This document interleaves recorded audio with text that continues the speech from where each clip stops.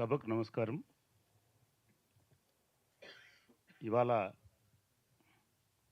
మలుపు ప్రచురణలు ఆవిష్కరిస్తున్నటువంటి లవ్ జిహాద్ అభూత కల్పనలు అనేటువంటి ఇతర అభూత కల్పనలు అనేటువంటి పుస్తక ఆవిష్కరణ సభకు వచ్చినటువంటి మీ అందరికీ నమస్కారం. అదేవిధంగా వేదిక మీద ఉన్నటువంటి పెద్దలు జస్టిస్ బి సుదర్శన్ రెడ్డి గారు, వారు పుస్తక ఆవిష్కరణ కోసం మనతో ఉన్నారు. అదేవిధంగా పుస్తకాన్ని మనకు పరిచయం చేయడానికి కల్పన కన్నాభిరామ్ గారు ఉన్నారు. వారితో పాటు ఈ పుస్తకం మీద వారి అభిప్రాయాలను షేర్ చేసుకోవడానికి బేహా వితాస్ జమీలా నిషాద్ గారు అండ్ అంబట్ నాగయ్య గారు and other friends, and very important person is also here, that is Srinivasan Jain, a very popular journalist on mainstream news media, and he is the key person and important writer of this book.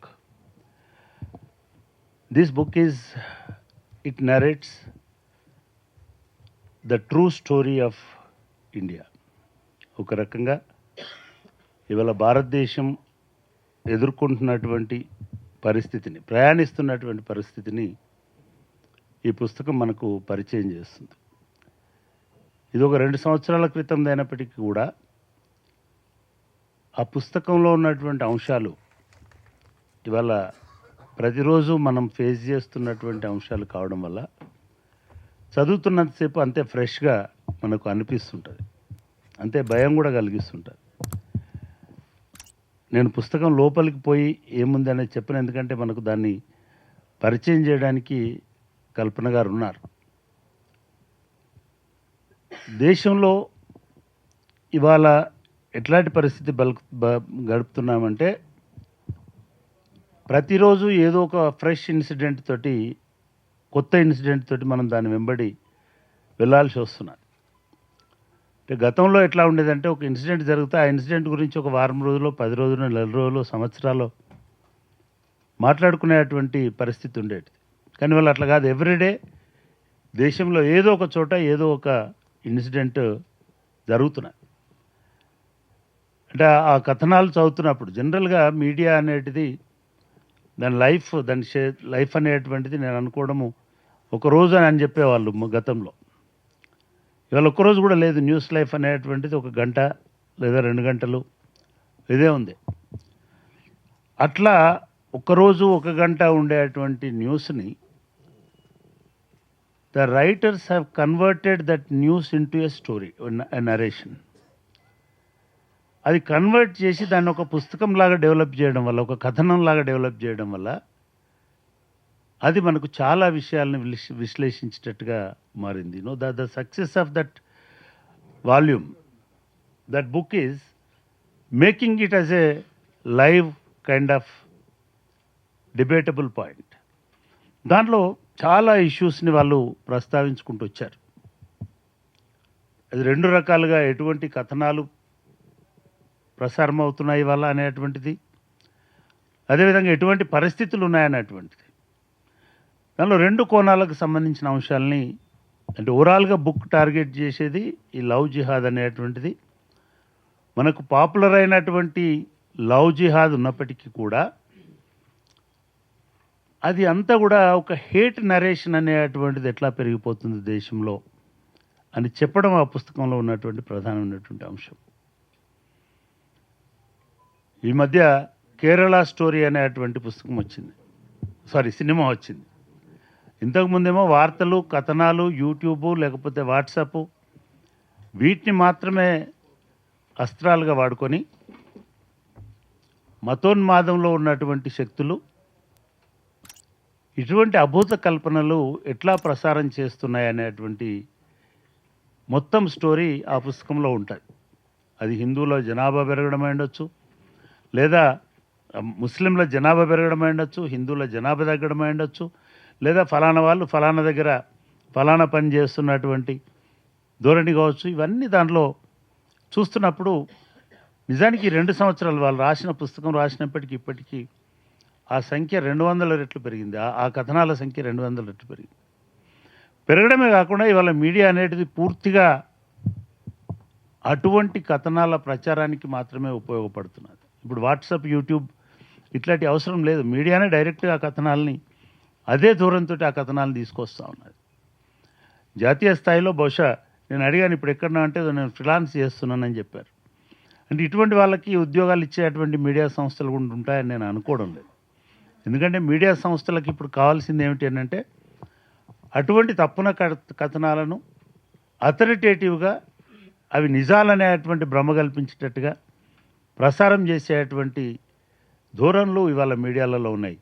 మనం Godi media అని చెప్తున్నటువంటిది నేరుగా మన ఇళ్లలోకి ఇటువంటి అసత్య కథనాలని తీసుకొని వచ్చి మన ముందట పెడుతున్నటువంటి వాతావరణం కూడా ఉన్నది. అంటే ఈ కథనాలు వాట్సాప్ను దాటి ఇవాళ అటువంటి ఫిలిమ్స్నే తయారు చేసేటువంటి ధోరణి పరిస్థితి ఇవాళ ఈ మతతత్వ శక్తులు దాన్ని ఒక మీడియంని ఆ పద్ధతిలో వాడుకునేటువంటి దశ దాకా వచ్చినాయి. అది కేరళ స్టోరీ 1 అయ్యుండొచ్చు, లేదా ఇప్పుడు కేరళ స్టోరీస్ 2 అయ్యుండొచ్చు. మన దగ్గర కూడా అటువంటి ప్రయత్నం చేసినారు, రజాకార్ స్టోరీ అని, లేదా అంతకంటే ముందు ఇంకొక ప్రయత్నం చేసినారు. ఇట్లా అనేక చోట్ల కాశ్మీర్లో అయ్యుండొచ్చు, మహారాష్ట్రలో అయ్యుండొచ్చు, ఎన్నికలు ఉన్న ప్రతి చోట ఇటువంటి ఒక కథనాలను కూర్చి ఒక ప్రధాన మాధ్యమంలాగా దాన్ని విడుదల చేసేటువంటి దశ దాకా ఇవాళ ఈ ఫాసిస్ట్ శక్తులు అనేటువంటివి పనిచేస్తూ వస్తున్నాయి. అయితే మనకు బయటికి చూస్తున్నప్పుడు ఇది కేవలం ఒక మతానికి సంబంధించిన హింస, ఇదొక మతానికి సంబంధించినటువంటి కుట్ర, ఇదొక మతానికి సంబంధించినటువంటి ప్రచారము అనేటువంటి ఒక మతం క్రియేట్ చేస్తున్నటువంటి భయము అని అనుకుంటున్నాం. విచిత్రం ఏమిటంటే ఆ మతం కూడా పూర్తి స్థాయిలో చాతుర్వర్ణ వ్యవస్థను ఇనుమడింపజేసుకొని కుల ప్రేరితమైనటువంటి పద్ధతుల్లో మాత్రమే బిహేవ్ చేస్తున్నది. ఈ మధ్య 2 సంఘటనలు మనం చూసినాం. బాలరెడ్డి గారు మాట్లాడుకుంటూ చెప్పారు, ఏదైతే ఫుడ్ జిహాద్ అనేటువంటి మాట.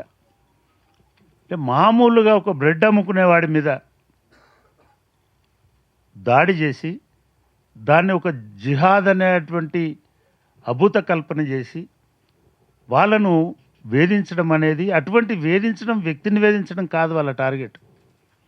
అటువంటి ఒక భ్రమను, అటువంటి ఒక భయాన్ని, అటువంటి ఒక ప్రచారాన్ని ప్రజల్లోకి తీసుకెళ్ళి భయపెట్టాలి, భయభ్రాంతులకు గురి చేయాలి. దానివల్ల వాళ్ళ మతం బలపడుతుంది, లేదా ఇంకొక మతాన్ని మనం హేట్ చేసేటువంటి పరిస్థితి వస్తుంది. అంటే ఎవరైతే దీని గురించి మాట్లాడుతున్నారో వీళ్ళందరూ ఒక వర్గాన్ని, ముస్లింలను ద్వేషించేటట్టుగా ప్రయత్నాలు చేయడం కోసం ఈ జిహాద్ స్టోరీలను ప్రచారం చేస్తున్నారు. మరి నిజంగానే ఒక మతం మీదనే ఇటువంటి దాడి చేస్తున్నారా అంటే దానికంటే రెట్టింపు దాడిని కులాల మీద కూడా చేస్తున్నారు. ఈ మధ్య నాగర్ కర్నూలు జిల్లాలో ఒక చిన్న అమ్మాయిని దేవుడి దగ్గర, అదే మతంలో ఉన్న దేవుడి దగ్గరికి, అదే మతంలో ఒక మల్లన్న దేవుడి దగ్గరికి వెళ్ళాలనుకున్నటువంటి ఒక రజక కుటుంబాన్ని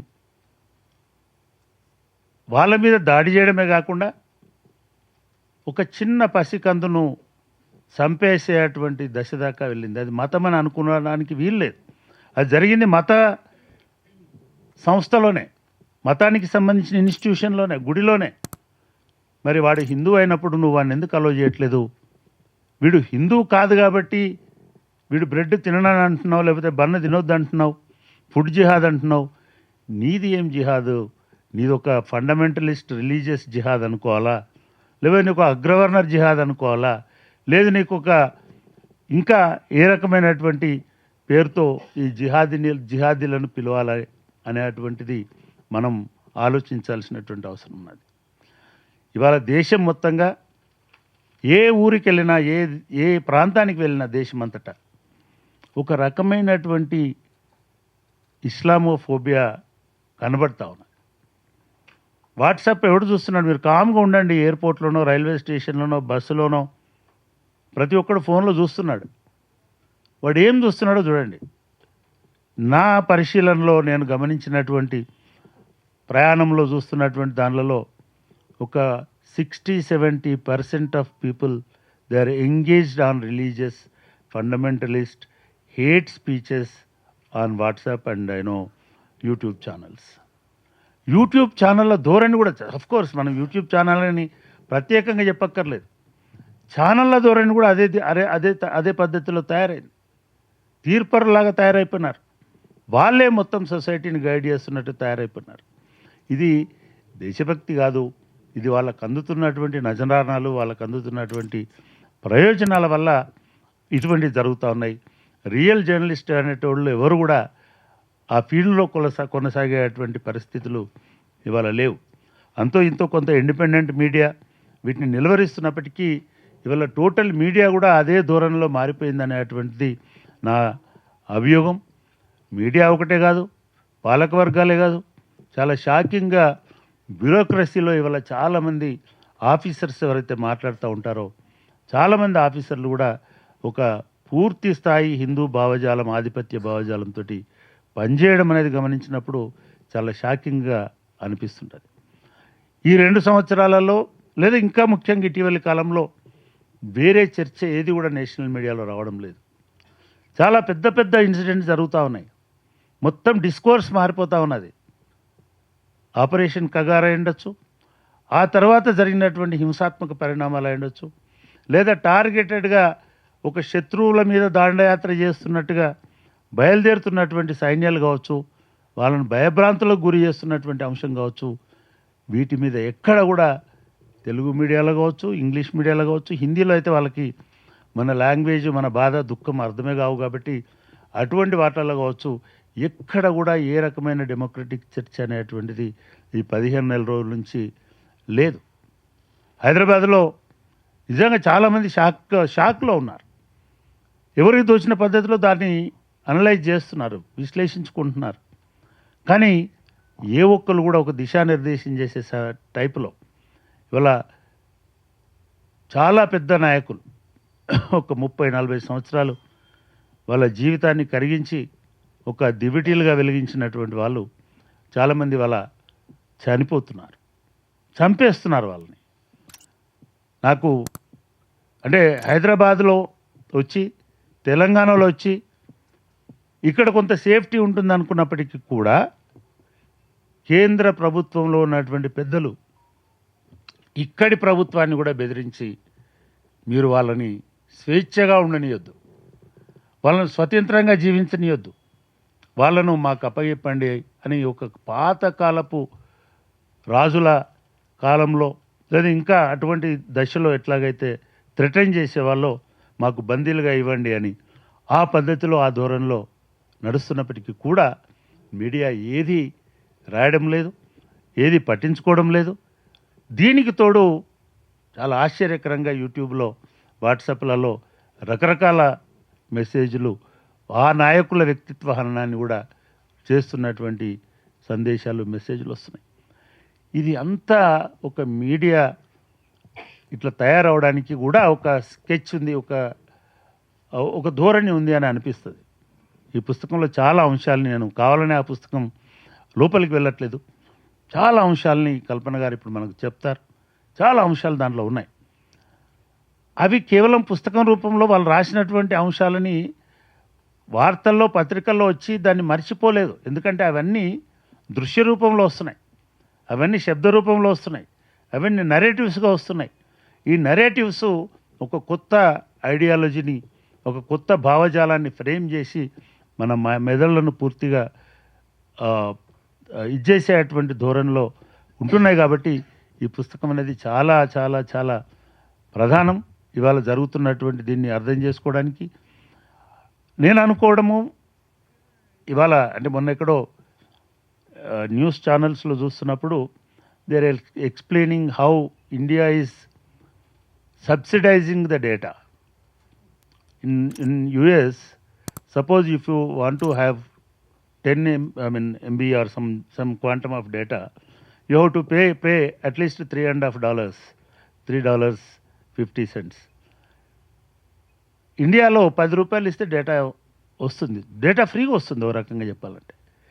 ఆ డేటా ఫ్రీ అనేటువంటిది కూడా ఒక పథకం అని నేను అనుకుంటున్నా, ఒక ప్లాన్ అని నేను అనుకుంటున్నా, to engage people on YouTube where these people are using the data. ఈ డేటా ఒక నిరుద్యోగో లేదా ఒక విద్యార్థి లేదా ఇంకొకరు ఎవరో వాడట్లేదు. మీరు డేటా కన్జంప్షన్ ఎవరు చేస్తున్నారని చూస్తే ఖాళీగా ఉండి ఒక సిస్టమ్ ప్రకారము ఆ సమాజంలో టైంపాస్ చేస్తున్నటువంటి శక్తులు ఈ డేటాని ఎక్కువగా వాడుతున్నారు. మీరు ఎక్కడ దానికి పరిశోధన అక్కర్లేదు. మీరు ఒక మామూలు చౌరస్తాలోనో పాన్ షాప్ దగ్గరనో లేకపోతే ఇంకో కారణో నలుగురున్న కారణో బస్ స్టాప్లోనో చూడండి, చాలా సీరియస్గా వీడియోలు వింటున్న వాళ్ళు చూస్తున్న వాళ్ళు. ఆ కంటెంట్ అంతా ఫ్రీగా డంప్ చేయడం కోసమే I think Indian government is subsidising the data and supplying the data on free of cost. ఎందుకంటే they need to engage people on this kind of issues. ఇది ఒక ద్వేషాన్ని పెంచడానికి, అదేవిధంగా దేశభక్తిని పెంచడానికి బహుశా ఏమైనా ఉపయోగపడుతుందేమో ఆ కైండ్ ఆఫ్ స్కెచ్లో గవర్నమెంట్ పోతుంది. ఈ సందర్భంలో చాలా లోతైనటువంటి అంశాలను చాలా సరళంగా న్యూస్ రూపంలో రాయడం, న్యూస్ స్టైల్లో రాయడం అనేది కొన్ని గంభీరమైన విషయాలు చాలా డిఫికల్ట్. కానీ ప్రతి సంఘటనని they started with explaining that incident event and వాళ్ళు మన లోపలికి తీసుకెళ్ళి దాన్ని పూర్తిగా మనకు అర్థం చేయించేటట్టుగా, పాలిటిక్స్ బియాండ్ ద న్యూస్ ఎట్లా ఉంటాయనేది అర్థం చేయించేటట్టుగా చాలా మంచి పుస్తకాన్ని చేసినారు. Of course I congratulate Balareddy గారు చేసే పనే అది. ఆయన ఇటువంటి పుస్తకాలు ఏ రంగంలో ఉన్నా, ఏ భాషలో ఉన్నా, లేదా ఏ ప్రాంతంలో ఉన్నా వాటన్నిటిని తీసుకొచ్చి గత 20 సంవత్సరాలు బహుశా మేము ఈ సంస్థను, మేమని ఎందుకంటున్నానంటే ఐఎమ్ ఆల్సో పార్ట్ ఆఫ్ మలుపు పబ్లికేషన్స్. 20 ఏళ్ళ నుంచి మేమందరం ఎక్కడో అక్కడ పోయినా కూడా ఒకే ఒక్కడు దాన్ని పూర్తి స్థాయిలో తీసుకొచ్చి ఒక మంచి లిటరేచర్ని అందిస్తున్నారు. అది కూడా అందులో ఇది కూడా ఒక గొప్ప పుస్తకం. దీనికి సంబంధించినటువంటి విషయాలన్నీ వరుసగా మనం ఇప్పుడు వక్తలు మాట్లాడతారు. ముందుగా ఈ పుస్తకావిష్కరణ ఉంటుంది. ఈ పుస్తక ఆవిష్కరణకు కూడా నిజంగా ఒక న్యాయమూర్తి అంటే ఎలా ఉండాలి అని మనం అనుకున్నప్పుడు దానికి ఇంకొక ఇమేజ్ అవసరం లేదు. జస్టిస్ బి సుదర్శన్ రెడ్డి గారి లాగా ఉండాలి. అది ఇవాళ చాలామంది న్యాయమూర్తులను చూస్తున్నాం. Yesterday supreme court judge how he made comments on his own issues and sir న్యాయమూర్తులు అందరూ నిజంగా వాళ్ళు మూర్తులే కానీ న్యాయమూర్తులు కాదు. బట్ మీరు న్యాయమూర్తి నా దృష్టిలో నా దృష్టిలో మీరు న్యాయ స్ఫూర్తి.